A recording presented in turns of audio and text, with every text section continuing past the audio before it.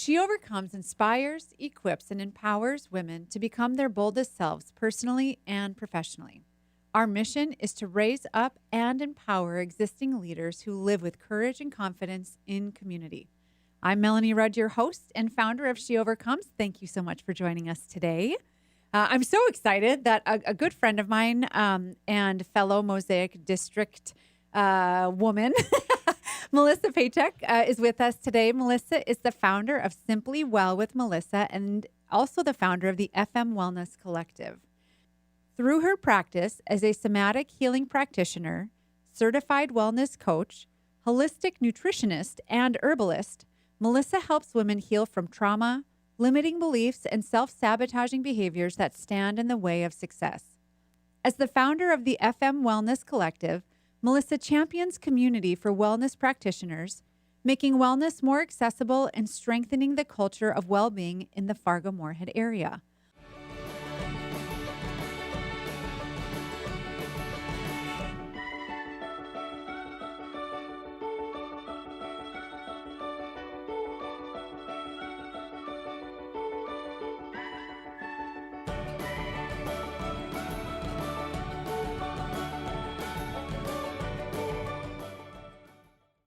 Melissa, you're here. Hi, welcome. Yay, thanks for having me. Feels good to be here. That's a mouthful. I know. Appreciate that. Well, yeah.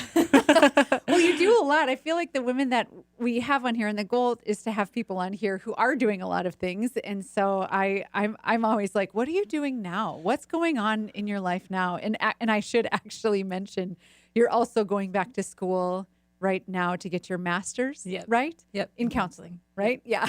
All the things. I'm doing all the things. Yeah. So this is the founder of this, the founder of that, and a student. And she's doing all the things. You should add that to your LinkedIn resume. All the things. Just all the things. Yeah, right. So we were just talking. We connected originally at, I was thinking about how I met you. It was at the Mosaic District because I think I just posted something online or someone posted something and you were like, hi, I'd like to join. Yeah. Right? I mean, that's it, right? Yeah. Let me in. Yeah, let me in. And then you were so nice. You were like, I'll join now. I'll join whenever. I would like this office. Like you were just like the easiest person in the world because you were like, here I am doing my thing. I would like to do it here. Yeah. Yeah, for sure. And that's your personality in a nutshell. Yeah. Okay, I love it. So on that note, you're a huge believer in building community and have just recently launched the FM Wellness Collective, right? Like when was that launched? So we officially launched January 1st of this year. Okay. What was your process behind that, or like tell me more about why you decided to launch that, and tell the listeners too more about that whole idea and what you're trying to create and you're successfully creating in the Fargo-Moorhead community. Yeah. So I've been a wellness practitioner for a long time. And being a solo wellness entrepreneur is wonderful because you get to work with amazing clients and work with these really lovely modalities. But honestly, it's kind of isolating. You know, you're kind of just doing it all on your own. You're doing, you have this vision of like, oh, I'm going to be in community. It's going to be wonderful. Yeah. But you're like making Canva handouts in your office just by yourself. And so I have this like really lovely group of peers and colleagues that I work with in the wellness community. And I'm like, gosh, I really want to do more just to support this community. And we've kind of, came to this collective agreement on like, just enhancing this visibility of this community as well. Yep. And so I had a conversation with someone last fall about doing something like this, about a collective. And I'm like, let's just go for it. Let's launch. And so starting last fall, I reached out to my colleagues in the wellness community and said, let's build this, created a board. And then really with the intention of creating a cultural revolution towards wellness in the community. Yeah, I love that. Yeah. And so by supporting the facilitators of wellness, the practitioners of all of these different modalities, enhancing their visibility, helping them thrive and be more successful in their businesses. Yeah. You're also working to heal the community. Right. And so I just in having that greater visibility and greater opportunities for people to engage in things. I feel like there's all these people who are on the edge of a healing journey and who are kind of looking at it like, okay, I know something needs to change. I don't know what. I don't know where to go. I don't know how to begin this. If we could become that kind of beacon and say, okay, here are all of these incredible practitioners. Here's information about them. Here's how to interact with them. We're hoping that we can, start the revolution. Yeah, absolutely. Well, and it's like, and I don't want to oversimplify it, but one aspect of it is really you're becoming a directory for people to find the place that they belong. Yeah.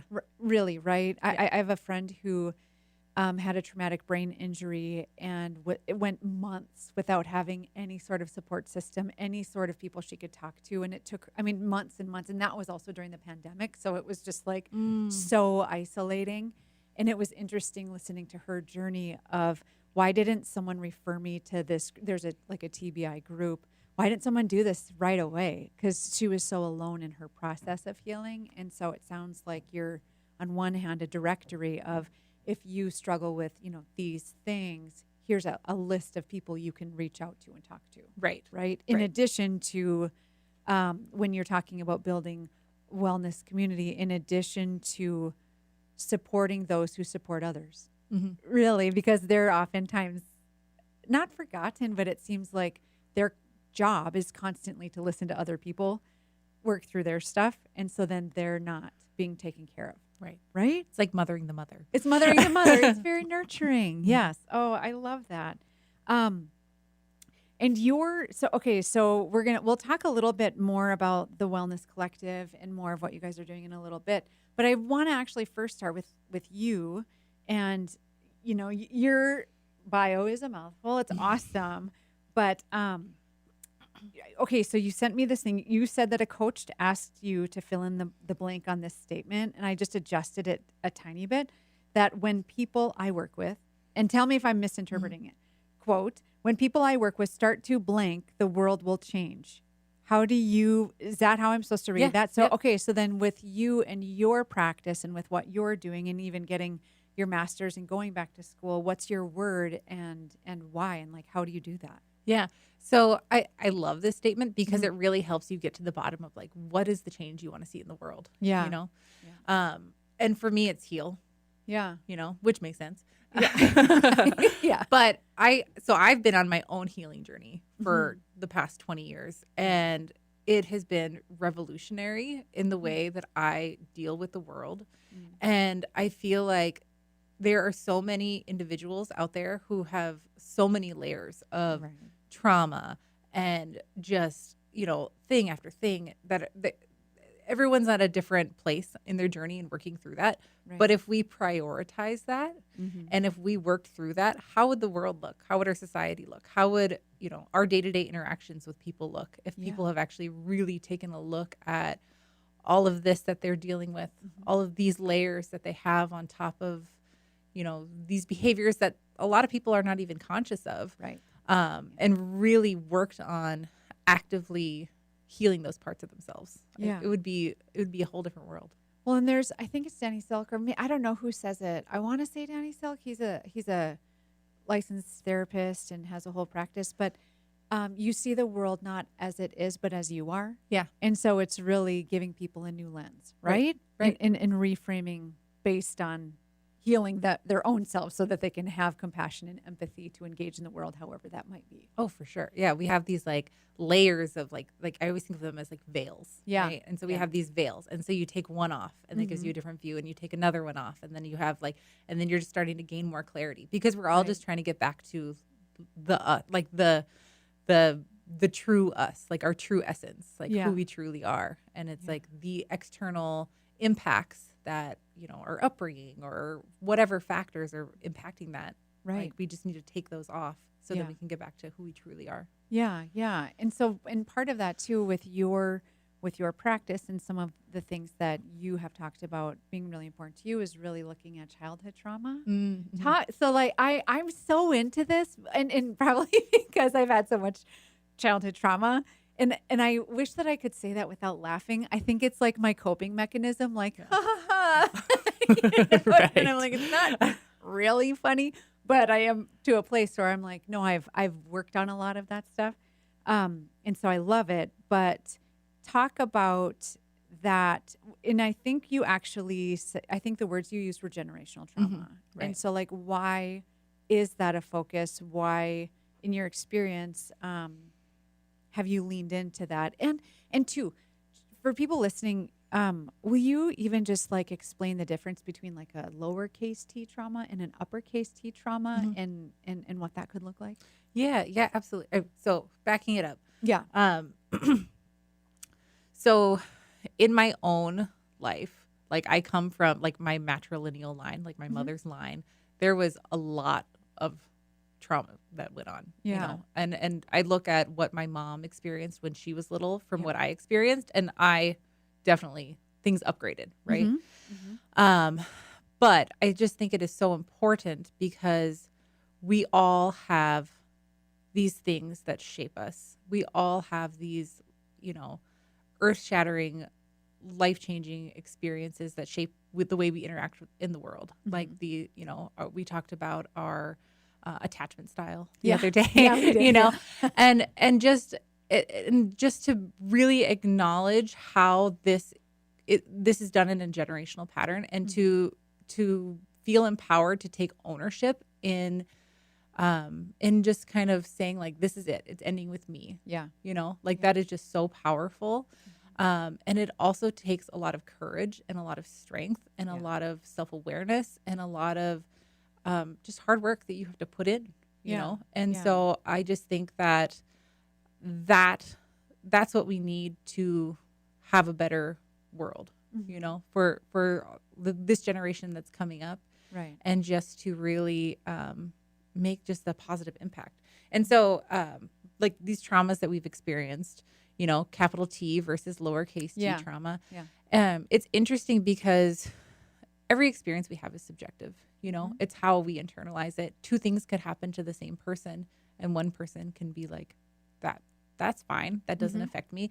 But the same thing could happen to another person, and it could make a huge impact on them. And so that's kind of that capital T trauma, where this like shakes you to your core and truly impacts your relationship with the world, your safety. Like this is when you make that declaration, that unconscious declaration, like the world is not safe now. And so we all have those to varying degrees. And so, I mean, it's kind of my life's work, right? It becomes that just because, I really, like, my hair was on fire for 15, 20 years, have been working through these things. And the other side is so good. But then as each veil comes off, then the other becomes more clear. Right. And you're like, wow, okay, there's a lot more to do here. Right. Yeah. And so I just think that, as I keep talking about society, but really as a society, if we truly worked on our healing, and there's so many pieces that go into this, but if we really prioritize this, and we prioritized mothers, and we prioritized having a mentally healthy community, the world will change. Right. Everything that I do, I look at it as this word holistic, like that idea that like this belongs at home just as much as it does at work. We spend more time, a lot of times we're spending way more time at work with our coworkers, or if you're a founder, you're spending with your clients or whatever, than you even are sometimes with your family. And so like, why is this a conversation, in your opinion, that is applicable in the workplace? Yeah. Like, how does that shift someone at work, and why should this, like, in a sense, I'm like, why should we normalize this conversation in the workplace? Yeah. I mean, think of the relationships we have at work. We are interacting with those people more than our family members, more than our partners, probably unfortunately, more than our children, I know. Yeah. And the way we communicate, our reactions, like if something happens and our reactions to that, the culture of workplace, like these are huge, these impact your happiness in being at work so much, but also just like the sense of community there, and being able to work effectively together and to really be able to approach a common goal. I mean, workplace culture, my God. Yeah. Like that is huge. And I feel like I feel like there's a growing awareness of that. Yeah, I think But so. Yeah. but I think if we really want to impact workplace culture Yeah. positively, like we need to work on all of these things. Right. Yeah. I'm trying to think of who said it. I'm like, I always have these quotes or, these stats in my mind because I am that person. We've discussed Right. why. But, I find it interesting because, well, okay. So I read do you follow the holistic psychologist? Hmm. Yes. So I was following her on Instagram and like one of her quotes recently said, the result. So I'm like a little bit all over the place. Stick with me. I'm following. I'm on it. Okay, great. Yeah. Okay. So she said, the result of childhood trauma is a mind that can't be present. It's a constant hypervigilance around who will betray you, abandon you, or question what crisis is coming that you can't control. Yep. And at first, I looked at that and had like this mindset of like, oh, yes, in my personal childhood experience, yes, this is true. But then as I was really thinking about that, I was thinking to the point of in a professional setting, if I'm always focusing on the politics, if I'm always focusing on this, whatever it is, like this person is going to edge their way in front of me, it actually is so interesting because a lot of what women struggle with, I think, professionally is that competition, scarcity, that worry that someone's going to see us as incompetent, all of those fears. And so it's so interesting to me because what you're saying is if you can address that personally, that's 100% going to impact the way that you connect to people at work and women who work on themselves essentially can become rather than becoming, what is that saying? A thermometer, they can become the thermostat. Yeah. They can set the tone Yeah. as opposed to like, oh, I'm reacting now and now I'm not reacting. They're just like, oh, it's hot in here. Right. Right? Yeah. And think about, like an avatar of what a woman with with an anxious attachment style Yes. looks Yeah. like. Yeah. And Yeah. think about her relationship with Yeah. her supervisor, Yep. with her peers, and like that constant anxiety that goes along with like, am I doing this okay? Oh my gosh, Yeah. you're not going to want me. You're going to reject me. Yeah, Okay. you're gonna Like, fire me. Everyone's and gonna you're know I just, suck. but it's every Yeah. project that you're working on. It's Yeah. every interaction. It's Yeah. all of those things. Yeah. And so that's no way to live, right? No. Well, and I think about that just from my own personal experience. And I had a job once where, and I've kind of shared a tiny bit about it, but where I spent 3 years just thinking the entire time, I suck so bad at this job. I don't know what I'm doing. Right. And then when I left, I looked back and was like, I knew what I was doing that whole time. I wish I wouldn't have made my life miserable and my boss's life miserable. And I'm sure my boss was like, on one hand, I'm sure my boss was like, I'm glad she's gone. Maybe, I don't know. but I think I spent so much time being so scared of failing, being so hypervigilant, so worried. I remember once I had part of my job was event planning and I had run this event. And honestly, it was a successful event. It looked really awesome. We had huge attendance. It was probably the coolest event I'd ever run. But from like a fundraising standpoint, it didn't raise as much as we wanted. But it was the first time I'd ever tried it, and I, in my personal life, was going through stuff. And so I was kind of trying to I was trying to pack my personal life up into little totes and like during the day, like put them away and just be business. But my totes were spilling out into my professional life because I couldn't, compartmentalize. I couldn't compartmentalize anymore. Do you feel like that, like those feelings of inadequacy, and did that parallel the feelings that you're feeling in your personal life? I think so, and I think I was trying to work on that stuff in my personal life, but at the end, again, looking back, definitely, when you do the feedback and stuff. I remember my boss saying like, "This is what could have gone different. This is what could have gone different." I was also getting ready to go into court with my ex-husband. I mean, so my life was kind of a train wreck at the time. And I just in the what do you call that meeting after like something is done? I forget. There's like a proper name for it. But in that meeting, I just burst into tears and had to go to the bathroom. And I'm like, I actually can't do this because even though it looks like a success, all I'm hearing is, here's how you failed. Here's how you failed. here's how you were terrible at this job. And while I was trying to work on my totes, they were just getting all over everybody. Yeah. You know? And I ended up just I took like a week off. I'm like, I actually am not in a position to receive your feedback right now. I think I have to leave. And looking back now, I can see, oh, I was dealing with these feelings of abandonment, these feelings of failure. If my ex-husband gets this much custody, what will that say about me as a mother? And I was unfortunately connecting all of that to, you forgot to get the linens for that table, and that would have looked bad. Did it happen? It did, but you should have remembered it beforehand. Yeah. Comments. Because your brain was just wired for that. And you can't rewire it during 8 to 5 or whatever, But when it's wired a certain way, it's going to work a certain way. Right. And that's just it. Yeah. Right.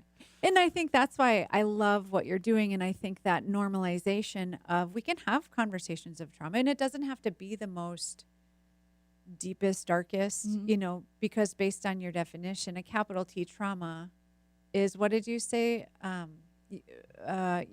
It's just how you have responded to a certain event for whatever reason, right? Which is very different for each person. Right. Yeah. So, okay. So then talk a little bit more about your own personal journey of overcoming some of your generational trauma and how that has impacted you professionally and personally. Right.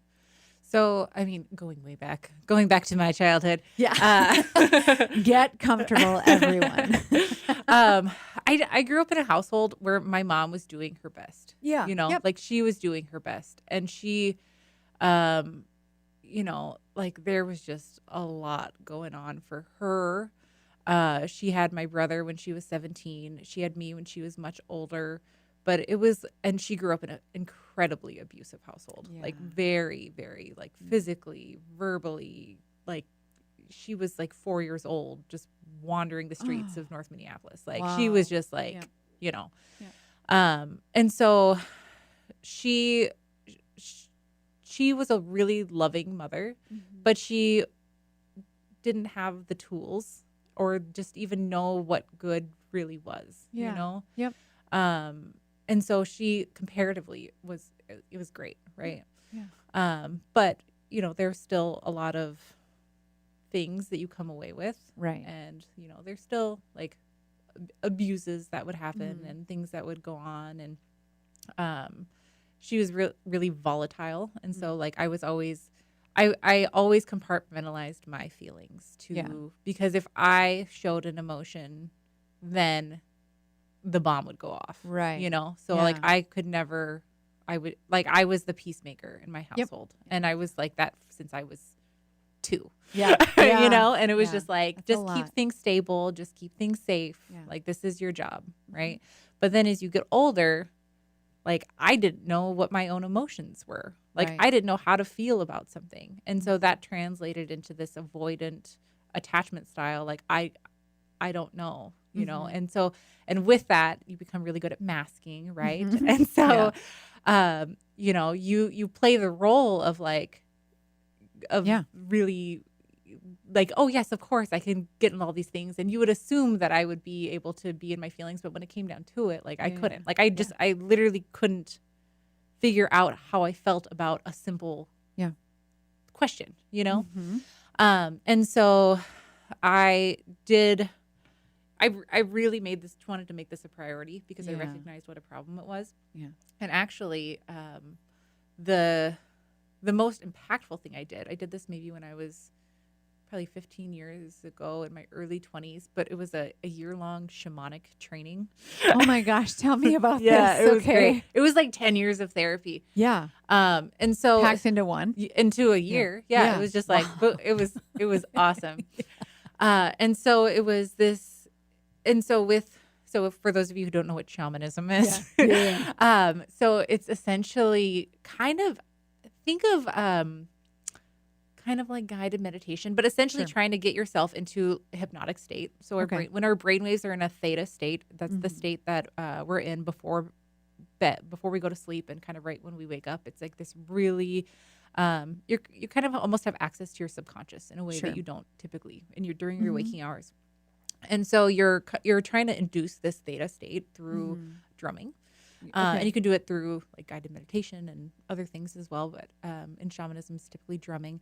And so it's I'm sorry, but a drum? Yeah, Like drumming boom, a boom, drum. boom, boom, Okay. boom, boom. Are Yeah. you doing that, or is someone else doing that? Someone else. Okay. I mean, you. sometimes me. Yeah. Yeah. Okay. Yeah. But it's just like, so using that as a tool to like deep dive into your subconscious, and really connect with yourselves. And, there's like spirit guides and all Sure. of these Yeah. things, Yeah. which looks different for everybody. Everyone Yep. has a different framework. I honestly went into that with a very, kind of skeptical and Sure. even like agnostic framework, Yep. just because it was like a lack of trust kind Yeah. of thing. And then I was like, oh wow, this is real. Yeah. This is Yeah. real. Things are coming up. But using this as a tool to really like go in and find, that child, Yeah. going in and doing like that deep inner child work, or that deep work on like, okay, this is the symptom. Where is this coming from? And to be able to like go down and find that, but in a pretty quick way. Yeah. Really. Yeah. And so that was kind of my first like, oh wow, you can really shift this, right? And so then from there, then I was hooked. Yeah. Yeah. And so then like, as you can see by my bio, it's like modality after modality, because you can just like, somatic healing is so powerful. Yeah. We hold so much trauma in our bodies. Yeah. Herbalism is so powerful, just to really support your healing, and holistic nutrition, just to support your healing and wellness, and your mental wellness too. Yeah. Yeah. And throughout this, I've kind of struggled with different brain space issues, Yep. and it's just amazing the progress you can make when you're nourishing your body, and you're Yeah. loving yourself, and you're taking care of yourself, and you're really giving yourself space to like go in and figure out what's wrong. Right. Instead of Yeah. just like glossing over it and just being like, you just need to function. You're a Yeah, get it machine. You just together. need to do it. Yeah. Yeah. Yeah. It's so interesting because it's similar. I shared with you, like, I've done EMDR therapy, which was for me guided by, I identify like in the Christian faith. That's more my tradition. And so within like that faith community. And so my therapist, I would say, probably aligns with my faith traditions. And so mine was doing EMDR with someone, but and with EMD, are you getting your certification, or did you already? I feel like that's something you're doing. I will be doing that next year. You will but next I'm year. not yet. Okay, not okay. But that is similarly that I feel like my therapist there. So it's so funny because there are similarities, because it was. I think now they don't touch, like it used to be, like where they would like tap your knee, and then it was like in an hour, 2 hour long session, just like you said, like we went so deep, and it was like a vortex. Like I felt like I was going into Narnia of my childhood or whatever, and then coming out like with an entirely different perspective on a situation that had previously been very hard to talk about, very it was trauma, know? And so it's interesting to me to hear the different types of forms. And in my case, it was because of the faith tradition. It was like led by the Holy Spirit, so like so it's interesting because of the spirit, mind, body, soul, how they're all connected. And then years later, after doing EMDR, I had gone to, again, it was another faith conference, and where they talked about self-hatred, and they were saying things like, if you've ever struggled with an eating disorder, or, dislike, to where you've talked about hating parts of your body, here's how we're going to heal that. And it was so interesting because at first they were like, who struggles with self-hatred? And I was like, not at all. Like, I'm sitting tight for this one. And then as this woman started saying, like, have you ever said it? Like, I hate my stomach, I hate my thighs, or, any of these things. You're and like, maybe me. I guess me. It's me. And I was like, oh my gosh, yes to all of those things. I Yeah. would never have considered that self-hatred. It was just like, I'm constantly trying to improve all the negative things on Well, myself. isn't that such an easy Yeah. way to hide that from Hide yourself? it. Oh, right? yeah, yeah. And so, and in that case, what she instructed us to do was to go home and pray and ask God to come into that conversation. This is very vulnerable, but like strip down and bless the parts on our body that we cursed, essentially, was Yeah. what she was saying. She's like, your words matter, and you're word cursing yourself. Are you surprised you're not thriving? Are you surprised you have these stomach aches that are unexplainable? Are you surprised that these things are happening? And I was like, very much I'm surprised. Like, I saw no connection. But then I went home to the Airbnb because this was in California. And I was like, okay, this is so dumb. But her instructions were, look at yourself in the eye, put your hand on, your whatever, say, I'm sorry to you, body, for being unkind. And now I bless you, And so, like, one of mine was, I have stretch marks. I've had 3 kids. And so it was like, I'm so sorry, stomach, for where I've cursed you and been angry at you for not being tiny and for having lumps and whatever. And now I bless you and want you to thrive. And it was such a weird healing experience. It's like you can't, you almost kind of have to be like, okay, just trust me here, guys. Go home and do this. Like, it will change your life. But when I came home, I found myself wanting to eat different foods, not out of like punishing myself. Because you love yourself. Yeah. It was like this kindness to my, and it was kindness to my curves. Yeah. Kindness to like the softness of the female body, where previously I wanted rock hard, athletic body that just doesn't, that's not my body. I don't have all of that. And so I just find it fascinating, because then I found myself then, that was in my personal life. And then to bring this full circle, when I would go to work, it was like I was softer, I was kinder, I was more patient with people. And I think it was because I was feeling much less self-hatred for myself, that if it was easier for me to be on a team. It was easier to work with my colleagues. It wasn't, I mean, it's not always easy. Work is work, but it just connected in such a deep, profound way. Yeah. First of all, that's beautiful. Thank you. Let's all go home. Everyone go home. Okay, Everyone yes. go home. But and so that's just it. Yeah. Like it's you take your framework and you just got to go in there, Right? And you got to work on it. And I feel like, so I've worked in nutrition and I worked in wellness for a really long time.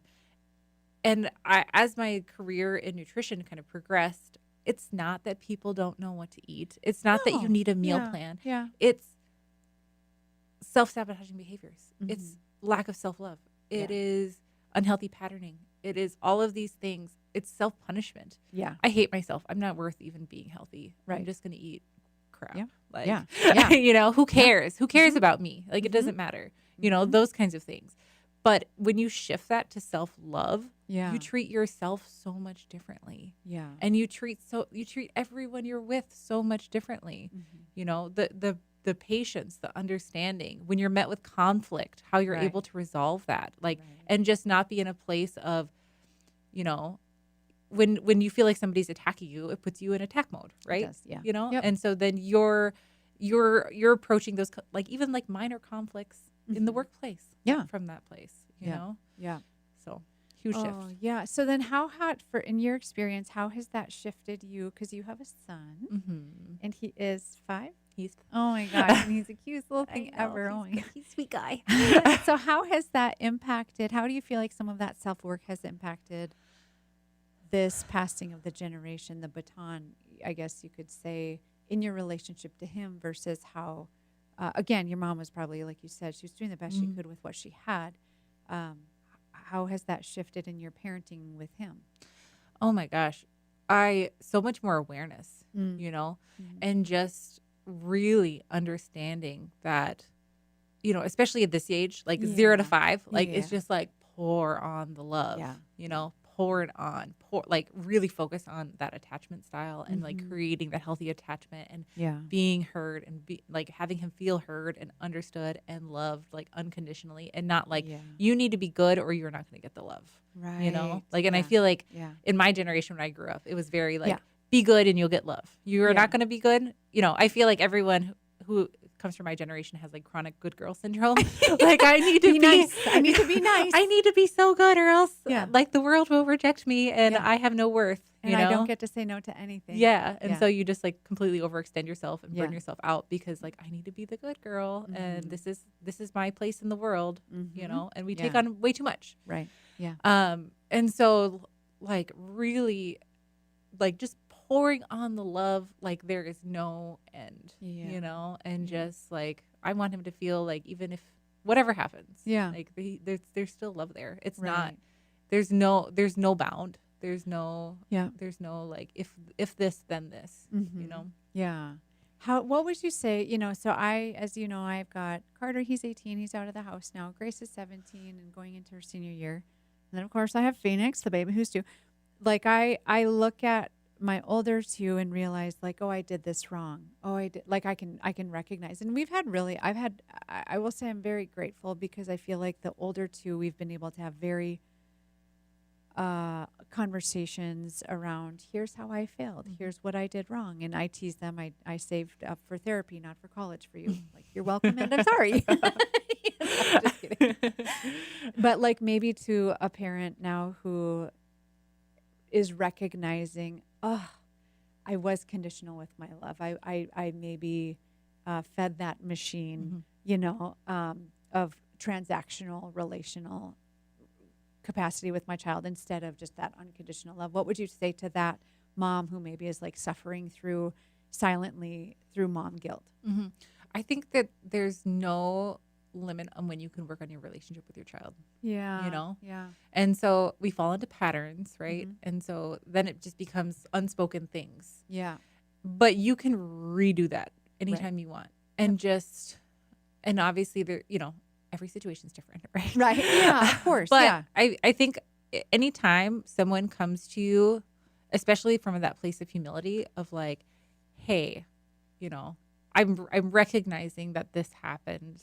Yeah. And I want to talk about it. I want to work through it. I want to,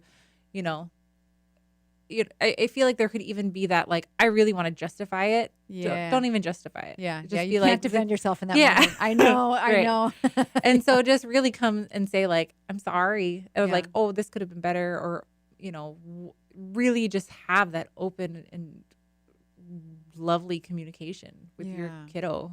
Yeah. If they're 50 even, Well, and I think too, don't you think that, I mean, like humility is it's a salve on an open wound. Mhm. I think and it doesn't feel great. No one wants to walk into a room and admit where they've been wrong and how they screwed up. I think most of us want to be like, listen, I did it because, and you can't, No. you have to walk in and say, humility is disarming. It's so disarming, Yeah. isn't it? And I think especially with our kids, and I do agree. I think kids in our age range, like we have a different response, to some of that because it's just like, do what I say, just obey. Yeah. Yeah.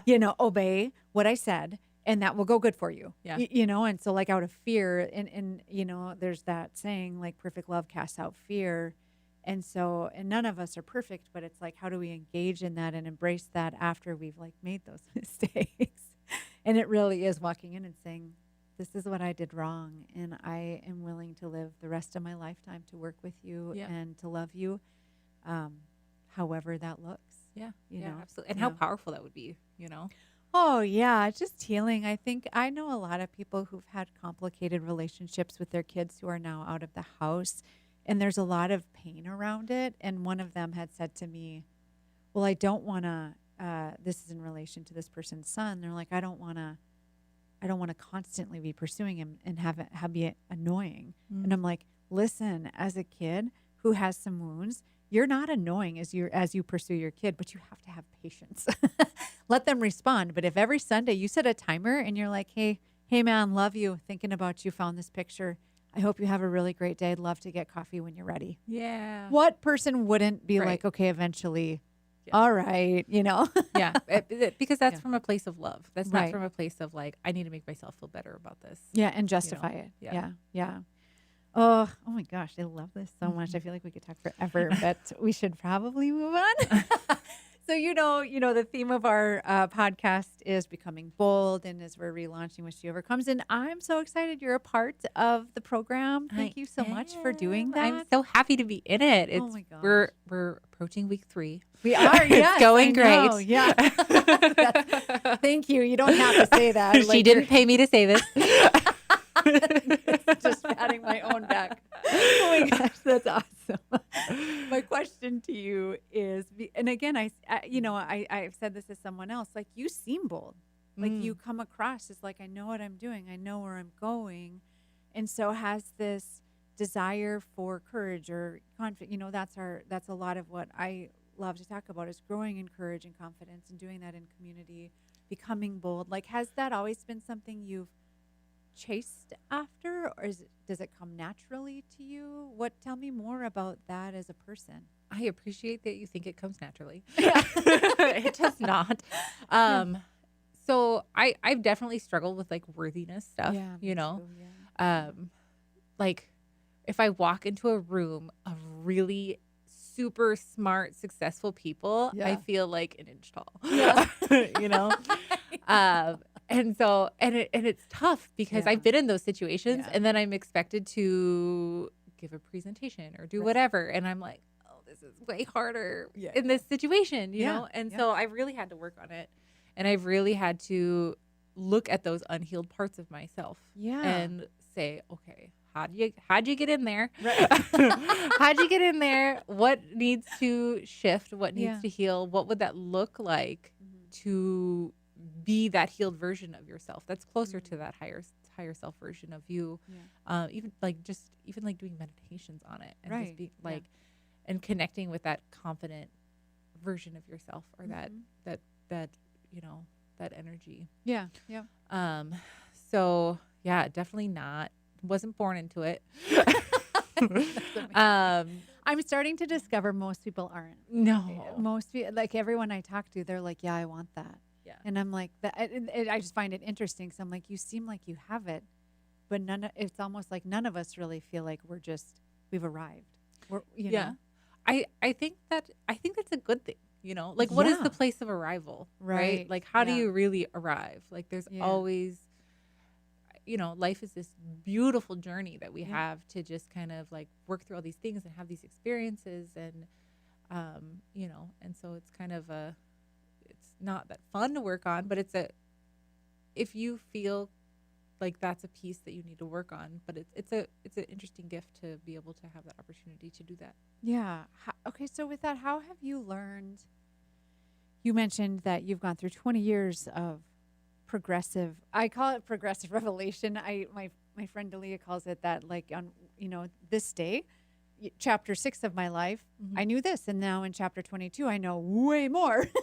And we're all just in different chapters of our own stories. We're all in different chapters. And so like for you, like what has been that progression of learning to trust yourself, of stepping into that? You've done a lot of self-work. What do you feel like are some of those highlights? Oh, self-trust was like my thing, like that was like that when I wasn't able to feel my own emotions, like there was no self-trust. Oh my gosh. I know. Listen, I've been called a robot before. It was very hurtful to me at that time in my life. Like, I know, just like you don't feel anything and you're like, I don't also know what I'm doing. Right. What's next? And so that was like the piece, right? That was the how do I gain self-trust? And for me, it was just like having to do that deep dive and being vulnerable. Like, what are you so afraid? Like, what are you keeping yourself from people seeing? Like, what are you so afraid of? What are you like, where does the disconnect happen? And for me, it was just like a vulnerability or being an imposition or being like, I'm going to, be annoying or whatever. Like I'm going to inconvenience somebody with me having an emotion or something. Yes. Yeah. That's my friend Denise did a whole dissertation on women who say I'm sorry too much. Right. And I'm that because I feel like I'm sorry that I'm an inconvenience. I'm sorry I'm taking up space in this room. This is really like, really rude of me. I know. What is? I think a lot of women struggle. What is that? Do you think? I think it's just I think it's social conditioning from a really young age. Yeah, I would. I think it was like we want you to be quiet. We do not want you to take up space. We do not want you to put any ripple into the whatever's happening. Yeah, like, we want you to just like be quiet and play with your dolls and just heard. be. Yeah, exactly. It's the be seen not heard era. Yeah, and I think that if we do take up space, but particularly in the Midwest, it's like very, I know. Yes, I'm aware. Yeah, we all know. But particularly in this region, it's like you like, as from a young child, like you are not to inconvenience anybody Yeah. in any possible way. And if Right. you do, like, then that damages your, worth, value, whatever you want to call it. Right. Yeah. And so as women, we really internalize that, and we really take that home to a place where we're just sorry for everything. Yeah. We're sorry Yeah. for existing. We're Yes. sorry for dropping our own pencil that we picked up. Like, we're sorry for everything. I know. That's so funny. Yeah. I know. Do you ever say you're sorry to yourself? Yeah, like, oh, sorry. sorry. Yeah. Oh my gosh. Okay, so I, as you know, I'm a quote person, and I asked you for a couple quotes, and so I'm going. And what I really loved about them, actually,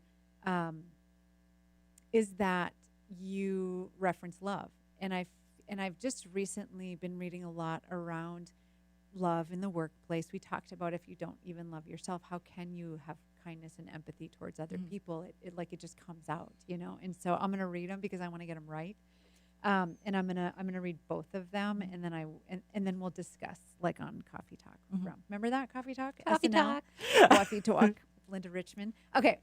So the first one is, the secret to finding love was not to actually look for it, but to heal the things that were preventing you from seeing and receiving it. And then the second one is, what will having this love fix? What will having this person next to me make me feel better about? What do I need them to tell me? What do I need them to prove? Who do I need them to look great in front of? What purpose do they serve for my ego? These are super fascinating, and so I want you to tell me why you chose these. So I love Brianna Weiss. Yeah. She's really lovely. And I was reading her book of essays recently, and these were ones that I highlighted, and I just love them. I just feel like love is the key. Yeah. Right? Mm-hmm. Love is the key. It's loving ourselves. It's loving others. It's like love creates this flow, between two people. And I think that if we really look at, like, so in the second quote where it's like, what will having this love fix? What will having this person next to me make me feel better about? What do I need them to tell me? What do I need them to prove? Who do I need them to look great in front of? Like, we do that all the time. Yeah. Right? Like, what do I need to be to get the love? Mm-hmm. But if we just stop Yeah. and just receive, Yeah. if you're not able to get the love, you're in the wrong room. Right. Right? Yep. It's not you. Like, you're not flawed. Yeah. Like, you're just in the wrong room. Wow. Oh my gosh. I love that so much. You're just in the wrong room. Oh my word. I feel like I need to just journal about that for a long time, actually, because that is so powerful. Mm-hmm. Because I think, how many times do we produce, do we perform, do we put on the masks? We put on the hat and the cane, and we're tap dancing, and we're love me. Love me, love me, choose me, pick me. Choose me, aren't I special? Yeah. Oh my gosh. Oh, that is so good. All right. Well, I can't even. I'm not speechless often, but today, in this moment, I'm like, I love that so much. And part of that too goes back. I just was listening to someone. Actually, at the church I attend, someone was talking about it. Bringing love into the workplace looks like authentically caring about the people that are around you. And this man who leads a group of people in the real estate industry was talking about really how to practically show love in the workplace, and obviously in appropriate ways. I'm not talking about being lewd or crude, nothing like that, but really showing genuine concern. And he was saying, in the workplace, what they do is they do like company meetings, and they have a high and a low. And he said that sometimes if someone shares something where they're having a low, he said they've scrapped the entire meeting just to lean into that and like be a place where they can listen and care for that person, like so that person can be seen and heard. And if they need solutions or if they need something, they are practically the hands and feet that will provide that as they can.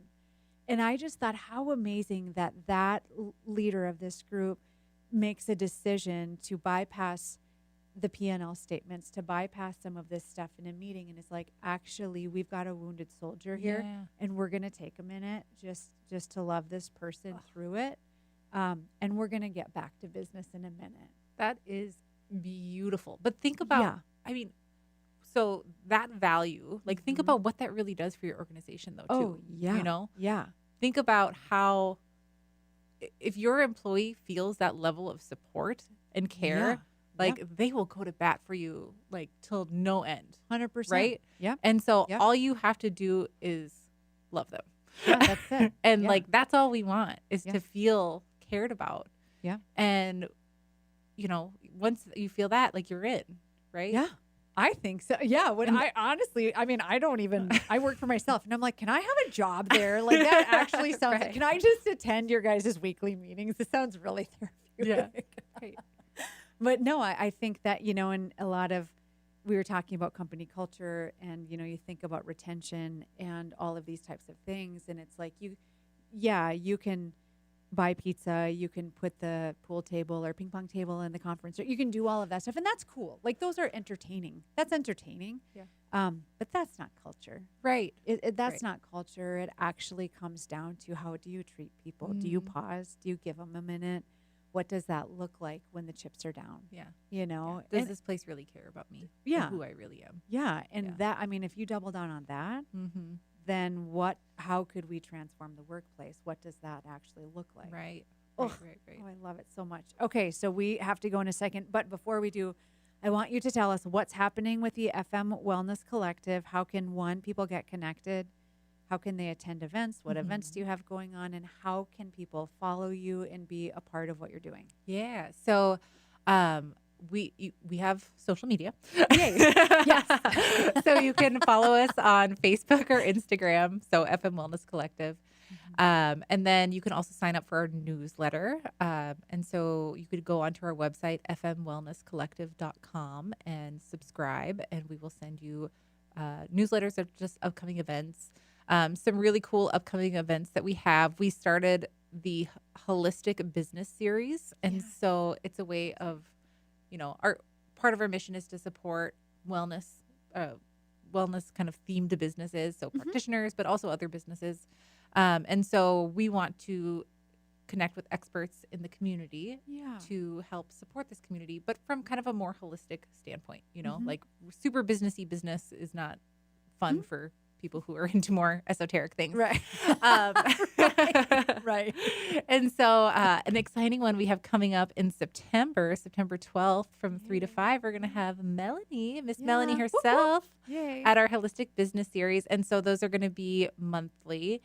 And then we have a really great mini retreat coming up August 23rd, and that is at Moonglade, which is this really lovely Nordic thermocycling place tucked away in Kindred. That's like heaven. Like it's like wildflowers and birds and sauna and cold plunge and like mineral pool magicalness. And so we're collaborating with Huge Yoga. And so Allison Greep is going to lead us on some yoga, and we're going to do some Nordic thermocycling, and it's going to be lovely. And then aren't you doing something too with one of the local hotels in town? Yes, I Tell me am. about that. So beginning in October, so we're partnering with Jasper. Yes.